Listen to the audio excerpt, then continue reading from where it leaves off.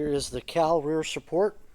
I'm going to show you all an overview of how I made it. It's all very simple techniques, mostly using the bead roller and the kick shrinker stretcher. I did a video on the dimpled slots. You can check that out if you want more information on that. And then I'll have a tipping video soon that you can I'll link in the playlist so that you can see different tipping operations and how that works. But this is an overview of how we built this rear support for a cowl hood. So here we are at the cowl. This is the support for the cowl, and this is the underside of the hood. I've marked this inside edge where we're going to tip it, and we're going to tip this and change its shape so that it will sit down and give us a flange to attach an under hood panel. Then I've taken the special tool that we made here and slid it down and rode it right along the edge of that flange, maintaining perpendicular. And I used our 1.25 inch hole, and I made a mark all the way down it. You see where it jumped clecos and stuff like that, but what we'll do is we'll even that out with a straight edge, and that will be our cut line. That'll give us an 1.25 inch flange, and we'll do a tipping operation on it after we get the openings for the cowl laid out and made. Here's the back support panel, and I need to put even slots in it. So what I've done is I came in and I found the narrowest point between this arc and this arc, and I set the halfway point and ran it down both ends. I took a circle template and I found how big my dimples were, and I placed a dimple with an even margin from here to here. I ended up with 9/16. Did that on both sides, and then I measured from center to center of those two dimples. That gave me 45 inches. I knew that I wanted 5 slots. So if I have 5 slots, I end up with 4 of the little supporting pillars. I knew that I wanted 9/16 for the little supporting pillars. That way it matched this, and the same thing on the ends. So what I did is, I knew that I needed 2 radiuses worth of material to get center to center with 9/16 in between them. So this is 2 times a radius. This is the distance for the pillars. Add them together, I got 2. Had 4 pillars, so I multiplied it by 4, gave me 8. I subtracted that 8 inches from my 45 and ended up with 37. That 37 represents the material left over after going center to center on my dimples. It covers the material with the pillars and center to center. I took that 37 and divided by 5 because I wanted 5 slots, which gave me 7.4. I set up one set of dividers at 7.4 and one set of dividers at 2, and I laid it out. Center to center, 7.4 inches, and then center to center for the pillar is 2. I just walked my dividers down, and that gave me nice evenly spaced slots so that we can create this support panel for this cowling. So I drilled and set all the dimples, and I cut the relief slots out. The next thing I'm going to do is I'm going to come and I'm going to tip this edge. And the reason I'm going to do that is I have a little flange back here, and if I have this flange started at least, it'll help keep this panel in the right form. Because the back of this hood has an arc to it, and if I put these in here straight, it's going to fight me trying to get that arc back in it. So I'm going to start getting that arc, that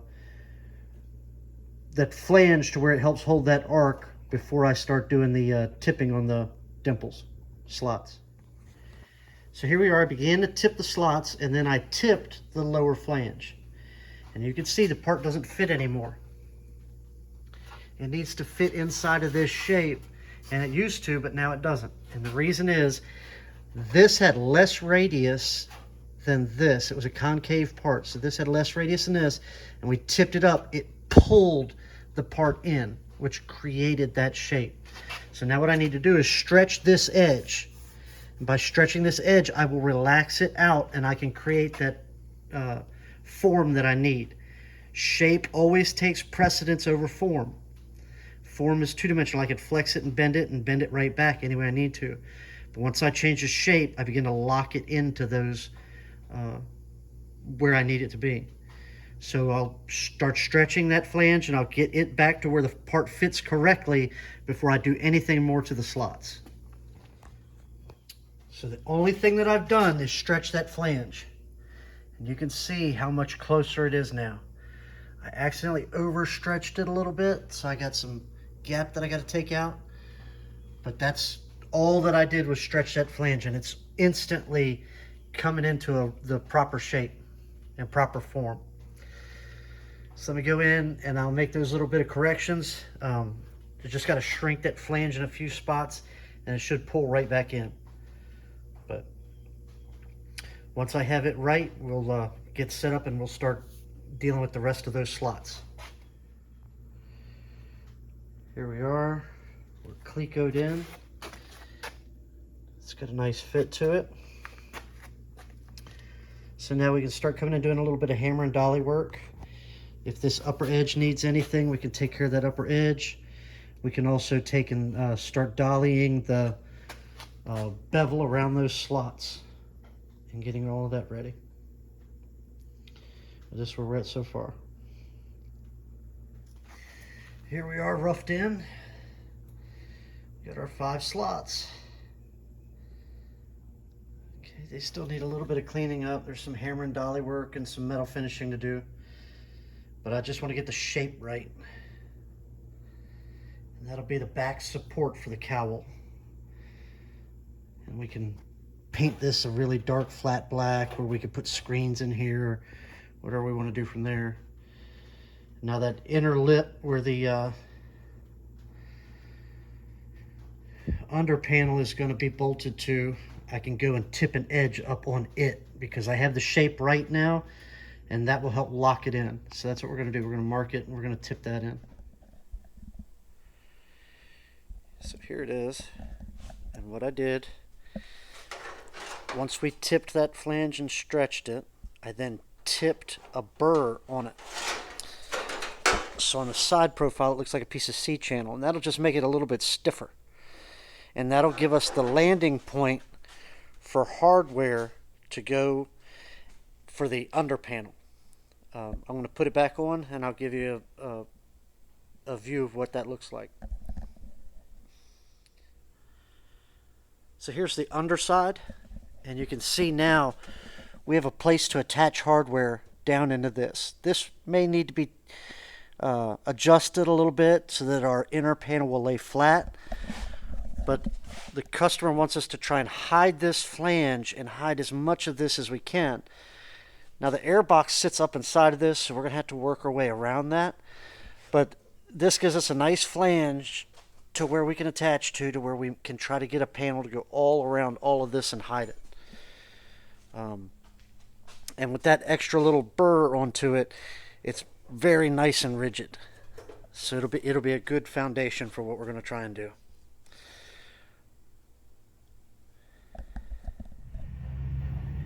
Here we are on the back side now. We've got our little burr going up. This is all in place, clecoed in. I've taken the sweeps and I found the 2 sweeps that fit it the best. Okay, clamped them together where they override, so I have a nice even shape there. Now what I've done is I've gotten a blank that I've taken this blank and marked a center line, and I marked a known 6 3/4 line on it. I'm going to take my sweeps and set them on there now and trace out the amount of curve that this needs for an initial cut, and we'll go from there. This is so that we can set the brim on the top of that support, which will give us the point to tie into with the cowling. Put some index marks on the sweeps as they were clamped together. And then I set the blue line is our known point. I set it right at the edge of my 25 sweep on both corners and set the center line in position. And what that allowed me to do is trace, and that red line is now our cut line. So now let me flip the sweeps over. I'll do the other half and we'll have our initial cut line. I'm gonna have to kind of vary this a little bit and match what I have on the support and trim it in and cut it as I go. That way I make sure I get this nice and square to the support. Here we are. We've set the edge here with the back side of that burr on our support. Evened it all up and clamped it in. Now that it's clamped in, you can see what it's going to do. It's going to be the brim that comes back, and we'll be able to hem the new top, the new hood skin to it, and that's what's going to tie it in and give it support. But now we need to uncleco it, get these edges bent down and clamped, and then what we can do is we can start cleaning up that burr so that we'll have a place to weld it.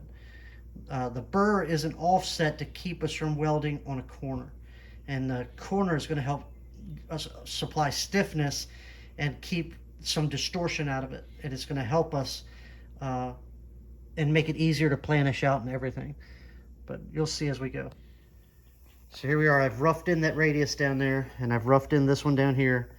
Put a little dicum in. I've put some index marks so I'm lined up back where I want it to be. Now I'm going to scribe it, cut it, and weld it together, and then we can begin metal shaping it and getting it to actual make all the trim and everything that we need to do. But that's where we sit right now. So I got the brim tacked on, and I've just put a quick rough cut on it so that you can see where we're going with this. But that's going to be, this ledge will be what our new skin comes over and hems around. That way it kind of has a factory look. We're going to give it a nice little sweeping cut, something like that in the corner, and it should look pretty cool. But this gives me a place to take off from and where I need to bring that skin to, and it also is going to add a lot of rigidity to the panel. So it's such a wide cowl, we need that extra rigidity. But I think that's a good place to end this for now. I'm going to fully weld it and metal finish it, and then we'll get back on it when I go to make the next part. But that's the support for the cowl hood.